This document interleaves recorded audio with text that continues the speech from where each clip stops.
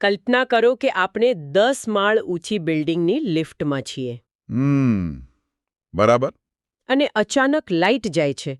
Lift એક મોટા ઝટકા સાથે વચ્ચે જ ઊભી રહી જાય છે. એક ક્ષણે મનમાં પહેલો વિચાર શું આવે? એ જ કે ક્યાંક આ લિફ્ટનો કેબલ તો નહીં તૂટી જાય ને? એક્ઝેક્ટલી. પણ આશ્ચર્યની વાત એ છે કે તે કેબલ તૂટતો નથી. રોજિંદા જીવનમાં આપણે આવી હજારો મશીનરીનો ઉપયોગ કરીએ છીએ. ઘરમાં ફરતો પંખો હોય, રસ્તા પર દોડતી કાર હોય કે પછી સાઇટ પર ટનબંધ વજન ઊંચકતી ક્રેન હોય. સાચી વાત છે. આ બધી વસ્તુઓ કામ કરતી વખતે અચાનક તૂટી કેમ નથી પડતી? આજના આ વિગતવાર વિશ્લેષણમાં આપણે એ અદૃશ્ય ગણિત અને એન્જિનિયરિંગના એવા પાયાના સિદ્ધાંતોની વાત કરવાના છીએ જે આપણી આસપાસની આ ભૌતિક દુનિયાને સુરક્ષિત રાખે છે. અને આજના સ્ત્રોતોના ઊંડા અભ્યાસ પરથી એક વાત એકદમ સ્પષ્ટ થઈને બહાર આવે છે. આખી મશીન ડિઝાઇનની ઇમારત મુખ્યત્વે 2 મજબૂત સ્તંભો પર ઊભેલી છે. બરાબર. પહેલો સ્તંભ છે ફેક્ટર ઓફ સેફટી, અથવા ટૂંકમાં કહીએ તો FS, જે મશીનને કોઈપણ ભોગે તૂટતું બચાવે છે. અને બીજો સ્તંભ છે સ્ટાન્ડર્ડાઇઝેશન, અથવા માન નિર્ધારણ. ઓહ, એટલે કે એ નિયમો જે વસ્તુઓને વ્યવહારુ બનાવે છે. હા, તે ખાતરી કરે છે કે મશીન એટલું જ જટિલ કે મોંઘું ન બની જાય કે તેનું ઉત્પાદન જ અશક્ય બની જાય. મતલબ આખી એન્જિનિયરિંગ કળા આ 2 અંતિમો વચ્ચેનું પરફેક્ટ સંતુલન જાળવવામાં જ રહેલી છે. તો ચાલો સૌથી પહેલા સુરક્ષાવાળા સ્તંભની જ વાત કરીએ. ચોક્કસ. મશીન ડિઝાઇનનો સૌથી પહેલો અને પાયાનો નિયમ એ જ છે કે મશીન કોઈપણ સંજોગોમાં તૂટવું ન જોઈએ. અને આ જ હેતુ માટે આ ફેક્ટર ઓફ સેફટીનો ઉપયોગ થાય છે. આપણે જે માહિતી જોઈ રહ્યા છીએ તે મુજબ મશીનનો કોઈપણ ભાગ તૂટે કે તેમાં કાયમી વિરૂપણ એટલે કે તેનો આકાર કાયમ માટે બદલાઈ જાય તેવું ન થવું જોઈએ. હા, અને આ માટે તેના ડિઝાઇન સ્ટ્રેસને હંમેશા એક ચોક્કસ હદ, જેને યીલ્ડ પોઈન્ટ કહેવાય છે, તેના કરતાં ઘણો નીચે રાખવામાં આવે છે. આને સમજવા માટે મારે એક ઉદાહરણ આપવું છે, કારણ કે આ સમીકરણ થોડું ટેકનિકલ લાગી શકે. હા, પ્લીઝ, એક ઉદાહરણથી વધુ ક્લિયર થશે. ધારો કે આપણે બજારમાંથી કાપડની એક થેલી ખરીદીએ છીએ. આ થેલી બનાવનાર કંપનીને ખબર જ છે કે આ થેલી વધુમાં વધુ 10 કિલો વજન ઉપાડી શકે તેમ છે. એટલે કે 10 કિલો એ તેનો ક્રિટિકલ સ્ટ્રેસ થયો, તેની મહત્તમ ક્ષમતા. બરાબર. જો તેમાં 11 કિલો વજન નાખવામાં આવે તો તેના ટાંકા તૂટી જશે. પણ જ્યારે આપણે બજારમાં જઈએ છીએ ત્યારે સલામતી ખાતર આપણે તેમાં માત્ર 5 કિલો જ સામાન ભરીએ છીએ. જેથી રસ્તામાં કોઈ આંચકો આવે તો પણ થેલી ફાટે નહીં. એક્ઝેક્ટલી. બાઇક પરથી ખાડામાં પસાર થઈએ તો પણ વાંધો ન આવે. આ 5 કિલો એ આપણો એલાવેબલ સ્ટ્રેસ અથવા સલામત ભાર થયો. હવે જો ગણતરી કરીએ તો મહત્તમ ક્ષમતા 10 અને આપણો સલામત ભાર 5 એ બંનેનો ગુણોત્તર કાઢતા જવાબ 2 આવે. એટલે કે તમારી થેલીનો સલામતીનો ગુણાંક અથવા ફેક્ટર ઓફ સેફટી અહીં 2 છે. હા, તો શું એન્જિનિયરિંગમાં પણ આવું જ થતું હોય છે? બિલકુલ. આ ઉદાહરણ સીધું જ એન્જિનિયરિંગના વાસ્તવિક પડકારોને દર્શાવે છે. ફેક્ટર ઓફ સેફટી 2 રાખવા પાછળનું મુખ્ય કારણ એ છે કે તે વાસ્તવિક દુનિયાની અદૃશ્ય અને અનિશ્ચિત ઘટનાઓ સામે એક ઢાલ તરીકે કામ કરે છે. એટલે કે લેબોરેટરીની બહારની દુનિયા માટે? હા, લેબોરેટરીની આદર્શ પરિસ્થિતિમાં પદાર્થની ચકાસણી આપણે કરી શકીએ છીએ, પરંતુ વાસ્તવિક દુનિયા આદર્શ નથી હોતી. ત્યાં અચાનક તાપમાન બદલાય છે, મશીન પર અણધાર્યા આંચકાઓ લાગે છે. અને ઘણીવાર તો મટીરિયલમાં અંદર કોઈ ખામી પણ હોઈ શકે. સાચી વાત, જે બહારથી ન દેખાય. આ બફર એ સુનિશ્ચિત કરે છે કે જો આમાંથી કોઈ પણ અનિશ્ચિતતા ઊભી થાય તો પણ મશીન અકબંધ રહે. પણ આમાં મને એક મોટો સવાલ એ ઊભો થતો હતો કે શું આ નિયમ દુનિયાના દરેક મટીરિયલ માટે એક જ સરખી રીતે લાગુ પડે? મતલબ દાખલા તરીકે લોખંડની એક પ્લેટ હોય અને કાચનો એક ટુકડો હોય, તો બંને તૂટવાની પ્રક્રિયા સાવ અલગ હોય છે. તો શું બંને માટે ગણતરીની રીત એક જ હોય? અરે ના, જરાય નહીં. પદાર્થના પ્રકાર મુજબ સલામતીનો આધાર સંપૂર્ણપણે બદલાઈ જાય છે. આપણા ડેટામાં મુખ્યત્વે 2 પ્રકારના પદાર્થોનું વિશ્લેષણ છે. અચ્છા, કયા 2 પ્રકાર? પહેલા છે તન્ય પદાર્થો, જેને ડક્ટાઇલ કહેવાય છે. ઉદાહરણ તરીકે તાંબુ, એલ્યુમિનિયમ કે અમુક પ્રકારનું નરમ સ્ટીલ. આ પદાર્થોની ખાસિયત એ છે કે તેને વાળી શકાય છે અથવા ખેંચીને તાર બનાવી શકાય છે.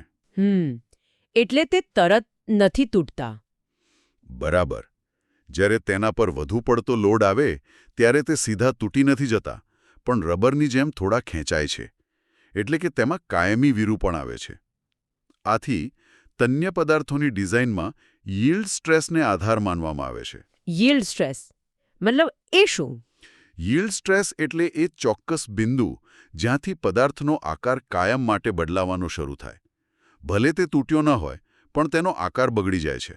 ઓહો, એટલે કે કોઈ એવો પદાર્થ જે આપણને તૂટતા પહેલા ચેતવણી આપે છે કે હવે હું ખેંચાઈ રહ્યો છું, મારો આકાર બદલાઈ રહ્યો છે.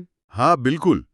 પણ બીજા પ્રકારના પદાર્થો આનાથી એકદમ વિપરીત હોય છે, જેને બ્રડ પદાર્થો અથવા બ્રિટલ મટીરિયલ કહેવાય છે. એટલે કાચ જેવા. હા, કાચ, કાસ્ટ આયર્ન કે ક્લાસરૂમમાં વપરાતો ચોક તેના ઉત્તમ ઉદાહરણો છે. તમે ચોકને વાળવાનો પ્રયત્ન કરશો તો તે વળશે નહીં, ખેંચાશે નહીં, પણ સીધો જ બે ટુકડામાં બટકી જશે. સાચી વાત. એ કોઈ ચેતવણી નથી આપતો. એટલે જ તેમની ડિઝાઇનમાં યીલ્ડ સ્ટ્રેસ કામ નથી લાગતો. ત્યાં અલ્ટિમેટ સ્ટ્રેસને આધાર માનવામાં આવે છે, જે પદાર્થની તૂટતા પહેલાની છેલ્લી ક્ષમતા દર્શાવે છે. અને આજના આ રિસર્ચમાં મેં એક ત્રીજી પરિસ્થિતિ પણ વાંચી જે મને બહુ રસપ્રદ લાગી. કઈ પરિસ્થિતિ? જ્યારે કોઈ મશીન પર પરિવર્તી ભાર એટલે કે વારંવાર બદલાતો લોડ લાગતો હોય ત્યારે એન્ડ્યોરન્સ લિમિટનો ઉપયોગ થાય છે. આ વાંચીને મને પેલો એક જૂનો પ્રયોગ યાદ આવી ગયો. પેપર ક્લિપવાળો? હા.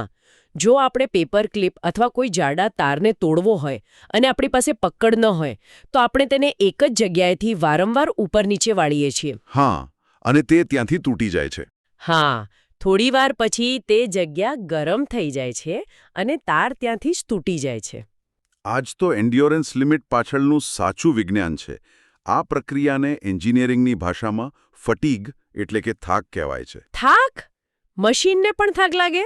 હા, જેમ માણસ વારંવાર એકનું એક ભારે કામ કરીને થાકી જાય છે, તેમ મશીનના ભાગો પણ સતત બદલાતા લોડના કારણે અંદરથી થાકી જાય છે. ઓહ! ભલે તે લોડ પદાર્થની મહત્તમ ક્ષમતા કરતાં ઘણો ઓછો હોય, પણ તે વારંવાર લાગવાને કારણે મટીરિયલમાં અંદર સૂક્ષ્મ તિરાડો પડવા લાગે છે અને અંતે તે તૂટી જાય છે. આ થાકને સહન કરવાની પદાર્થની જે અંતિમ મર્યાદા છે તેને જ એન્ડ્યોરન્સ લિમિટ કહેવાય છે. બરાબર. પણ આ બધું સાંભળીને હું એક અલગ જ દિશામાં વિચારતી હતી. શું? જો સલામતી આટલી જ મહત્વપૂર્ણ છે, જો મશીન તૂટવાથી આટલું મોટું નુકસાન થઈ શકે છે, તો આપણે આખી આ માથાકૂટ જ કેમ કરીએ છીએ? આપણે દરેક મશીન માટે ફેક્ટર ઓફ સેફટી ખૂબ જ ઊંચો કેમ નથી રાખી દેતા? બહુ ઊંચો એટલે કેટલો? ધારો કે આપણે FS 50 કે 100 રાખી દઈએ. એનો અર્થ એ કે મશીન ખરેખર જેટલો લોડ ખમી શકે તેમ છે તેના કરતાં 100મા ભાગનો જ લોડ આપણે તેને આપીએ તો પછી મશીન જિંદગીમાં ક્યારેય તૂટશે જ નહીં. અચ્છા. દરેક કાર ટેન્કી જેટલી મજબૂત હોય અને દરેક ખુરશી હાથીનું વજન ખમી શકે તેવી હોય, સમસ્યા કાયમ માટે સોલ્વ થઈ ગઈ. હા, આ આઈડિયા કાગળ પર સાંભળવામાં બહુ આકર્ષક લાગે, પણ જો આપણે આને વાસ્તવિક દુનિયામાં લાગુ કરવા જઈએ તો આખી દુનિયાની અર્થવ્યવસ્થા પડી ભાંગે. અર્થવ્યવસ્થા? એ કેવી રીતે? જુઓ, ડેટા દર્શાવે છે કે એફએસનું મૂલ્ય નક્કી કરવા પાછળ માત્ર સલામતી જ એકમાત્ર પરિબળ નથી. જો તમે ગુણાંક 50 કે 100 રાખો તો તેનો સીધો અર્થ એ થાય કે તમારે મશીનના દરેક નાના મોટા ભાગને અત્યંત જાડા, વિશાળ અને ભારે બનાવવા પડશે. હા, એ તો છે. વધુ મટીરિયલ એટલે સીધો વધુ ખર્ચ. ધારો કે તમારી સાયકલનું વજન 15 કિલોની જગ્યાએ 500 કિલો થઈ જાય તો તમે તેને ચલાવી જ ન શકો. અરે બાપરે, તો એ સાયકલ ન કહેવાય. બરાબર ને? મશીન એટલું ભારે બની જશે કે તેને ચલાવવા માટે ખૂબ મોટી મોટર અને પુષ્કળ ઊર્જા જોઈશે. તેની કિંમત એટલી બધી વધી જશે કે કોઈ સામાન્ય માણસ તેને ખરીદી જ ન શકે.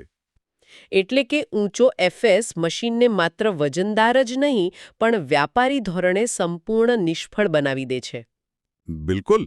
એટલે કે એન્જિનિયરોએ એક એવી પાતળી રેખા પર ચાલવાનું છે જ્યાં મશીન સુરક્ષિત પણ રહે અને કંપની દેવાળું પણ ન ફૂંકે. હા, સંતુલન બહુ જરૂરી છે. જો કે મને લાગે છે કે આમાં અમુક અપવાદો પણ હોવા જોઈએ. જ્યાં વાત સીધી લોકોના જીવ પર આવતી હોય, જેમ કે આપણે શરૂઆતમાં લિફ્ટની વાત કરી અથવા પ્લેનના એન્જિનની વાત હોય, ત્યાં તો કોઈ કંપની પૈસા બચાવવા માટે આવું જોખમ ન લઈ શકે. અને ત્યાં લેવામાં આવતું પણ નથી. જ્યાં માનવજીવનની સલામતી દાવ પર હોય ત્યાં ઇકોનોમી કરતાં સેફટીને જ પ્રાધાન્ય અપાય છે. એ જરૂરી પણ છે. લિફ્ટના કેબલ કે એરોસ્પેસ ઇન્ડસ્ટ્રીમાં સુરક્ષા ગુણાંક હંમેશા સામાન્ય કરતાં ઘણો ઊંચો જ રાખવામાં આવે છે. બરાબર. તો મને એવું લાગે છે કે દુનિયાના દરેક એન્જિનિયર દર વખતે કોઈ નવું મશીન બનાવતી વખતે આ લાંબી લચક ગણતરીઓ કરવા તો નહીં જ બેસતા હોય. ના, એવું નથી હોતું. ચોક્કસ. તેમની પાસે કોઈ શોર્ટકટ્સ અથવા રેડીમેડ ડેટા હશે જે તેમને કહેતો હોય કે ક્યારે કેટલો એફએસ લેવો. હા, ડેટામાં ગણતરીની બે મુખ્ય રીતો બતાવાય છે. એક છે ફેક્ટર પદ્ધતિ અને બીજી છે ટેબલ પદ્ધતિ. ફેક્ટર પદ્ધતિમાં શું હોય? ફેક્ટર પદ્ધતિમાં એક પ્રકારનું સમીકરણ વપરાય છે જેમાં અસર કરતા તમામ પરિબળોને અલગ-અલગ મૂલ્ય અપાય છે. ધારો કે એક પરિબળ પદાર્થનું ગુણધર્મ છે, બીજું ભારનો પ્રકાર છે, ત્રીજું ભાર લાગવાની રીત છે અને ચોથું ઓવરલોડ થવાની શક્યતા છે. ઓકે. આ ચારેયની અનિશ્ચિતતાના આંકડાઓનો ગુણાકાર કરીને એક અંતિમ આંકડો મેળવવામાં આવે છે. આ તો દરેક પ્રોજેક્ટ માટે નવી ગણતરી કરવા જેવું થયું. ઘણો સમય માંગી લે. એટલે જ ટેબલ પદ્ધતિ વધુ લોકપ્રિય છે. તેમાં એન્જિનિયરો અગાઉથી નિષ્ણાતોએ તૈયાર કરેલી ડિઝાઇન ડેટા બુકનો ઉપયોગ કરે છે. આ બુકમાં પૂર્વ નિર્ધારિત સ્ટાન્ડર્ડ ટેબલ હોય છે જેમાંથી સીધી કિંમત લઈ શકાય છે. હા, અને જો આપણે આ ડેટા પર નજર કરીએ ને તો એક બહુ જ રસપ્રદ પેટર્ન જોવા મળે છે. કેવી પેટર્ન? જ્યારે મશીન પર સ્થિર ભાર એટલે કે સ્ટેડી લોડ લાગતો હોય ત્યારે તન્ય પદાર્થો જેમ કે સ્ટીલનો એફએસ માત્ર 1.5 થી 2 ની વચ્ચે રખાય છે. જ્યારે બરડ પદાર્થો માટે તે 5 થી 6 હોય છે. પણ કહાનીમાં અસલી વળાંક ત્યારે આવે છે જ્યારે વાત આઘાત ભાર એટલે કે શોક લોડની આવે. હા, શોક લોડ એટલે અચાનક પડતો હથોડો કે અચાનક આવતો જર્ક. બરાબર. આ સ્થિતિમાં તન્ય પદાર્થોનો ગુણાંક વધીને 5 થી 7 થાય છે, જે સમજી શકાય તેવું છે. પણ બરડ પદાર્થો માટે તો આ ગુણાંક સીધો 15 થી 20 જેટલો ઊંચો લેવો પડે છે. 5 થી સીધો 20, આટલો મોટો જમ્પ કેમ? આ આંકડાઓ જ બરડ પદાર્થોનો સૌથી મોટો ડર છતો કરે છે. આપણે અગાઉ સમજ્યા તેમ બરડ પદાર્થો કાચ જેવા હોય છે, જે કોઈ પણ ચેતવણી વગર બટકી જાય છે. હા, એ સીધા તૂટી જાય. જ્યારે સ્થિર લોડ હોય, ધીમે ધીમે વજન વધતું હોય, ત્યારે તે સારું પરફોર્મ કરી શકે. પણ જ્યારે કોઈ મશીન પર અચાનક મોટો આંચકો લાગે, ત્યારે બરડ પદાર્થો તેને સહન કરવામાં અત્યંત નબળા અને અનિશ્ચિત સાબિત થાય છે. એટલે કે તે કઈ સેકન્ડે તૂટશે તેનો ભરોસો નહીં. બિલકુલ. આ ભયંકર અનિશ્ચિતતાને કાબૂમાં લેવા માટે જ આઘાત ભારની સ્થિતિમાં બરડ પદાર્થો માટે સુરક્ષા ગુણાંક સૌથી મહત્તમ રાખવો પડે છે.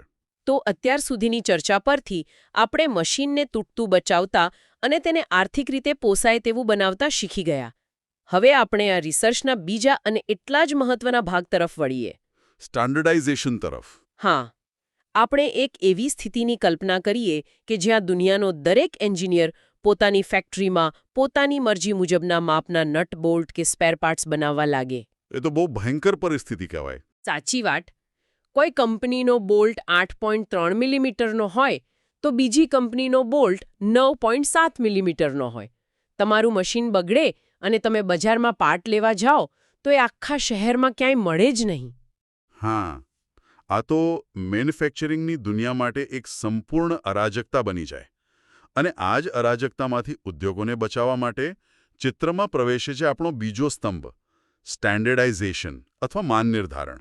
આનો સરળ અર્થ શું કરી શકાય?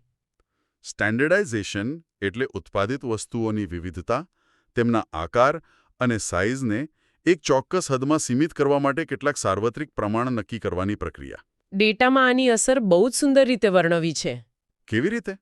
સ્ટેન્ડર્ડાઇઝેશન પહેલાંની દુનિયા કેવી હતી? અલગ અલગ માપ અને આકારના ગિયર, બોલ્ટ અને શાફ્ટનો એક મોટો ઢગલો પડ્યો હોય જેમાં કોઈ એક ભાગ બીજા કોઈપણ મશીન સાથે મેચ ન થતો હોય. ઓહ! અને આજની દુનિયા કેવી છે? આજે આપણને M8, M10 અને M12 માપના બોલ્ટ હાર્ડવેરની દુકાનમાં અત્યંત વ્યવસ્થિત રીતે અલગ-અલગ બોક્સમાં ગોઠવાયેલા મળે છે. તમે દુનિયાના કોઈપણ ખૂણે જાઓ, M10નો બોલ્ટ M10ના નટમાં ફિટ થઈ જ જશે. અને મને લાગે છે કે આ વ્યવસ્થા કોઈ એક વ્યક્તિ કે કંપની જાતે તો ઊભી ન જ કરી શકે. આના માટે રાષ્ટ્રીય અને આંતરરાષ્ટ્રીય સ્તરે સંસ્થાઓ હોવી જોઈએ જે આ નિયમો બનાવે. હા, ભારતમાં આ કામ રાષ્ટ્રીય સ્તરે BIS એટલે કે બ્યુરો ઓફ ઇન્ડિયન સ્ટેન્ડર્ડ્સ કરે છે. ઉદાહરણ તરીકે કાસ્ટ આયર્ન માટેનો તેમનો કોડ છે IS 210. અને આંતરરાષ્ટ્રીય સ્તરે? આંતરરાષ્ટ્રીય સ્તરે આખી દુનિયાના ઉદ્યોગોને એક તાંતણે બાંધવાનું કામ ISO એટલે કે ઇન્ટરનેશનલ ઓર્ગેનાઇઝેશન ફોર સ્ટેન્ડર્ડાઇઝેશન સંભાળે છે. બરાબર. પણ આ નિયમો બનાવવાથી વાસ્તવિક દુનિયામાં શું ફાયદો થાય? રિસર્ચ દર્શાવે છે કે આના 5 બહુ જ મોટા ઔદ્યોગિક ફાયદાઓ છે. પહેલો અને સૌથી મોટો ફાયદો છે ઇન્ટરચેન્જેબિલિટી. એટલે કે એકની જગ્યાએ બીજું વાપરી શકાય? હા, આનો સરળ અર્થ એ કે કોઈપણ સ્ટાન્ડર્ડ ભાગ અન્ય સમાન ભાગની જગ્યાએ આંખ બંધ કરીને બેસાડી શકાય. જો હાઈવે પર તમારી કારનું ટાયર પંચર થાય તો તમારે કાર બનાવનાર કંપનીના મિકેનિકની રાહ જોવાની જરૂર નથી. આપણે કોઈ પણ ગેરેજમાંથી તે જ સ્ટાન્ડર્ડ સાઇઝનું ટાયર લાવીને સીધું જ લગાવી શકીએ. બિલકુલ. બીજો મોટો ફાયદો છે માસ પ્રોડક્શન. જ્યારે ફેક્ટરીને ખબર હોય કે તેણે માત્ર અમુક જ સાઇઝની વસ્તુઓ બનાવવાની છે, ત્યારે તે એક જ માપની લાખો વસ્તુઓ એકસાથે બનાવી શકે છે. તેનાથી ઉત્પાદનનો ખર્ચ નોંધપાત્ર રીતે ઘટી જાય છે. અને સીધી વાત છે કે વિવિધતા ઘટી જવાથી ઉત્પાદક પોતાનું પૂરું ધ્યાન તે ચોક્કસ પ્રોડક્ટની ગુણવત્તા સુધારવા પર કેન્દ્રિત કરી શકે. હા, ત્રીજો ફાયદો એ જ છે, સારી ગુણવત્તા. સાથે જ મશીનનું રિપેરિંગ પણ સરળ બને છે કારણ કે બેરિંગ કે બેલ્ટ જેવા સ્ટાન્ડર્ડ સ્પેર પાર્ટ્સ બજારમાં ગમે ત્યાંથી મળી રહે છે. અને છેલ્લો ફાયદો છે સમયની બચત. મશીનની એસેમ્બલી લાઇન પર કામદારોને ખબર જ હોય છે કે કયો ભાગ ક્યાં ફિટ થશે. કોઈ ભાગને ઘસીને કે કાપીને સેટ કરવાની જરૂર પડતી નથી. એટલે મજૂરી અને સમય બંને બચે. આ બધું સાંભળીને સ્ટેન્ડર્ડાઇઝેશનના ફાયદા તો બરાબર સમજાઈ ગયા, પણ અહીં મને એક મોટો વિરોધાભાસ દેખાય છે. કેવો વિરોધાભાસ? આપણે વાત કરી કે બોલ્ટના માપ M8, M10 અને M12 હોય છે. પણ એક મિનિટ, 8 પછી સીધું 10 જ શા માટે? જો મારે મારી ફેક્ટરી માટે કોઈ નવું મશીન બનાવવું હોય અને મારી ડિઝાઇન મુજબ મને 9ની સાઇઝનો જ બોલ્ટ જોઈતો હોય તો શું? બહુ સારો પ્રશ્ન છે. શું આ સ્ટેન્ડર્ડાઇઝેશન ક્રિએટિવિટીને રોકતું નથી? આ ચોક્કસ નંબરો કોણે અને કેવી રીતે નક્કી કર્યા કે 8 પછી સીધું 10 જ લેવું? આ પ્રશ્ન ખરેખર બહુ ઊંડો છે અને તે આપણને મશીન ડિઝાઇનના સૌથી રોમાંચક ઐતિહાસિક ખ્યાલ તરફ લઈ જાય છે. આ નંબરોને પ્રિફર્ડ નંબર્સ કહેવાય છે. Preferred numbers? હા, અને ના, આ કોઈ આડેધડ પસંદ કરાયેલા આંકડાઓ નથી. તેની પાછળ એક જબરદસ્ત વાર્તા છે. ડેટા દર્શાવે છે કે આ સિસ્ટમની શોધ કોઈ ફેક્ટરીમાં નહીં, પણ 19મી સદીના અંતમાં ફ્રેન્ચ આર્મીમાં થઈ હતી. કેપ્ટન રેનાર્ડ નામના એક આર્મી ઓફિસરે આ શોધ્યું હતું. એક લશ્કરી ઓફિસર? અરે, એક લશ્કરી ઓફિસર મશીન ડિઝાઇનના આંકડા કેવી રીતે શોધી શકે? તેની વળી એવી તો શું મુશ્કેલી પડી હશે? વાત એવી હતી કે લશ્કરમાં વપરાતા હોટ એર બલૂન અને બીજા સાધનો માટે દોરડાઓ જોઈતા હતા. હવે જો અલગ અલગ જાડાઈના 500 દોરડાઓ રાખવામાં આવે તો લશ્કરી લોજિસ્ટિક્સ ખોરવાઈ જાય. કયું દોરડું ક્યાં વાપરવું તેનું મોટું કન્ફ્યુઝન ઊભું થાય. હા, એ તો ગોટાળો જ થઈ જાય. અને જો બહુ ઓછા માપ રાખે તો જરૂરિયાત પૂરી ન થાય. એટલે કેપ્ટન રેનાર્ડને એક એવી સિસ્ટમ જોઈતી હતી જેમાં માપની વિવિધતા પણ પૂરતી હોય અને બિનજરૂરી ઢગલો પણ ન થાય. આના ઉકેલ માટે તેમણે ગણિતની એક ચોક્કસ પદ્ધતિનો ઉપયોગ કર્યો, જેને આપણે સમગુણોત્તર શ્રેણી અથવા જિયોમેટ્રિક પ્રોગ્રેશન કહીએ છીએ. ઓકે, પણ આ શ્રેણી કેવી રીતે કામ કરે છે? તેમાં એવું તો શું ગણિત છે? આ ગણિત બહુ જ સુંદર છે. કેપ્ટન રેનાર્ડે કેટલીક બેઝિક સિરીઝ બનાવી, જેમાં સૌથી પ્રચલિત છે R5 સિરીઝ. આ સિરીઝનો સાદો નિયમ એ છે કે 1 થી 10ની વચ્ચે કુલ 5 સ્ટેપ હોવા જોઈએ. અચ્છા. હવે આડેધડ 1, 3, 5 લેવાને બદલે તેમણે એક એવો ગુણોત્તર શોધ્યો જે સતત અચળ રહે. તેમણે જાદુઈ રીતે એક પેટર્ન બનાવી જેમાં દરેક નવો નંબર તેના અગાઉના નંબર કરતાં આશરે 60% મોટો હોય. 60% મોટો? હા, બસ આટલો જ સાદો નિયમ. આ ગુણોત્તર ખરેખર 1.58 છે, જેને ગણતરીની સરળતા માટે રાઉન્ડ ઓફ કરીને 1.6 લેવામાં આવે છે. એટલે કે જો મારી પહેલી સાઇઝ 1 મિલીમીટર હોય તો બીજી સાઇઝ 1 ને 1.6 થી ગુણમાંથી મળે, એટલે કે 1.6 મિલીમીટર. બરાબર. અને ત્રીજી સાઇઝ માટે પહેલા 1.6 ને ફરીથી 1.6 થી ગુણવાના એટલે જવાબ આવે 2.5, પછી 4, પછી 6.3 અને છેલ્લે 10. આ રીતે શ્રેણી આગળ વધે છે. ખરેખર કોઈ અટપટું ગણિત નહીં, માત્ર એક સિમ્પલ પેટર્ન. બિલકુલ. દરેક બેઝિક સિરીઝ માટે આ સમગુણોત્તર નિશ્ચિત હોય છે. અને તમારા પેલા M9 વાળા પ્રશ્નનો જવાબ એ છે કે જ્યારે તમને બેઝિક સિરીઝથી સંતોષ ન થાય અને વચ્ચેની કોઈ સાઇઝની જરૂર પડે તો સિસ્ટમ તમને રોકતી નથી. ઓહ, તો એના માટે શું રસ્તો છે? તેના માટે ડિરાઇવ્ડ સિરીઝનો કન્સેપ્ટ છે. એ વળી શું છે? જ્યારે મૂળ સિરીઝના માપ વચ્ચે ગેપ મોટો લાગતો હોય ત્યારે તે જ મૂળ સિરીઝમાંથી દર બીજું, ત્રીજું કે ચોથું પદ પસંદ કરીને નવી શ્રેણી બનાવવામાં આવે છે. ઉદાહરણ તરીકે, જો આપણે R5/2 સિરીઝ લઈએ તો તેનો અર્થ એ કે R5 સિરીઝનું દર બીજું પદ લેવું. એટલે વચ્ચેના પદ છોડી દેવાના. હા, અહીં ગુણોત્તર 60%ની જગ્યાએ બદલાઈ જશે. નવો ગુણોત્તર લગભગ 2.5 ગણો થઈ જશે. આ રીતે એન્જિનિયરો પોતાની જરૂરિયાત મુજબ નવી પેટર્ન બનાવી શકે છે, પણ રહેશે તો તે એક ચોક્કસ ગાણિતિક માળખાની અંદર જ. વાહ! લશ્કરી લોજિસ્ટિક્સની એક નાનકડી સમસ્યા હલ કરવા માટે શોધાયેલો આ ગાણિતિક આઈડિયા કેવી રીતે આખી દુનિયાના એન્જિનિયરિંગનો આધાર બની ગયો તે ખરેખર મગજને ચક્કર ચડાવી દે તેવી વાત છે. સાચી વાત. આજે તો આ પ્રેફર્ડ નંબર્સ માત્ર પુસ્તકો કે નટબોલ્ટ પૂરતા સીમિત નથી રહ્યા. આપણા ડેટા મુજબ તેના ઔદ્યોગિક ઉપયોગો અસંખ્ય છે. ભૌતિક માત્રાઓ જેવી કે મશીનનું વજન કેટલું રાખવું, તેને કેટલો વોલ્ટેજ આપવો, તેની સ્પીડની રેન્જ કેટલી રાખવી, આ બધું જ આ જ નંબરો પરથી નક્કી થાય છે. એટલું જ નહીં, ઇલેક્ટ્રિક મોટર બનાવતી વખતે તેની સાઇઝના ગ્રેડ્સ, ફેક્ટરીમાં વપરાતા મશીન ટૂલ અને ક્રેનની લિફ્ટિંગ કેપેસિટીની ડિઝાઇનમાં પણ આ જ નંબરો આધાર બને છે. બધે જ આનો ઉપયોગ છે. મેટલ વર્કિંગ પ્લાન્ટમાં રો મટીરિયલ જેમ કે સ્ટીલના રોડની જાડાઈ, પ્લેટ અને શીટનું ઉત્પાદન કઈ સાઇઝમાં કરવું તે પણ આ રેનાલ્ડ સિરીઝ પરથી જ નક્કી થાય છે. આ સિસ્ટમની સૌથી મોટી તાકાત એ છે કે આ શ્રેણીને 10, 100 કે 1000થી ગુણીને અમર્યાદિત રેન્જ સુધી વિસ્તારી શકાય છે. એટલે કે પેટર્ન એ જ રહે છે. હા, સિસ્ટમનો પાયો એ જ રહે છે, માત્ર સ્કેલ મોટો થતો જાય છે. 1 મિલીમીટરનો બોલ્ટ હોય કે 1000 મિલીમીટરનો પાઇપ, પેટર્ન એક સરખી જ રહે છે. તો આ બધી લાંબી ચર્ચા અને આંકડાઓની માયાજાળમાંથી આપણે ખરેખર શું શીખ્યા? જો આપણે આખા રિસર્ચને નીચોવીએ તો કયા નિષ્કર્ષ પર પહોંચીએ? અંતે આખી વાત એક ગ્રેન્ડ બેલેન્સ એટલે કે સંપૂર્ણ સંતુલન પર આવીને ઊભી રહે છે. સંતુલન કેવું? એક ઉત્તમ મશીન ડિઝાઇન એ ત્રાજવાના 2 પલ્લા સમાન છે. એક પલ્લામાં સલામતી છે, જેને આપણે એક મજબૂત એરણ તરીકે કલ્પી શકીએ. અહીં ફેક્ટર ઓફ સેફટી એ ખાતરી કરે છે કે મશીન વાસ્તવિક દુનિયાના કપરા સંજોગોમાં તૂટશે નહીં, લોકોના જીવ બચાવશે. અને બીજા પલ્લામાં? ત્રાજવાના બીજા પલ્લામાં છે અર્થવ્યવસ્થા, જે ગિયર્સની જેમ સતત ફરતી રહેવી જોઈએ.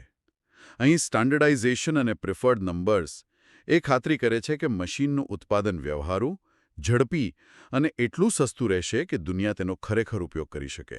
અચ્છા, એટલે કે એક બેસ્ટ એન્જિનિયર એ નથી જે દુનિયાનું સૌથી મજબૂત અને ક્યારેય ન તૂટે તેવું કોઈ જાદુઈ મશીન બનાવી દે, કારણ કે તે એટલું ભારે અને મોંઘું હશે કે કોઈ સામાન્ય માણસ તેને ખરીદી જ નહીં શકે. એક્ઝેક્ટલી. સાચો અને શ્રેષ્ઠ એન્જિનિયર એ છે જે સુરક્ષા અને બજેટ આ બંને વચ્ચે પરફેક્ટ બેલેન્સ જાળવી શકે. તો આજના આ વિગતવાર વિશ્લેષણમાં આપણે અદૃશ્ય એન્જિનિયરિંગની એક અદ્ભુત સફર ખેડી. હા,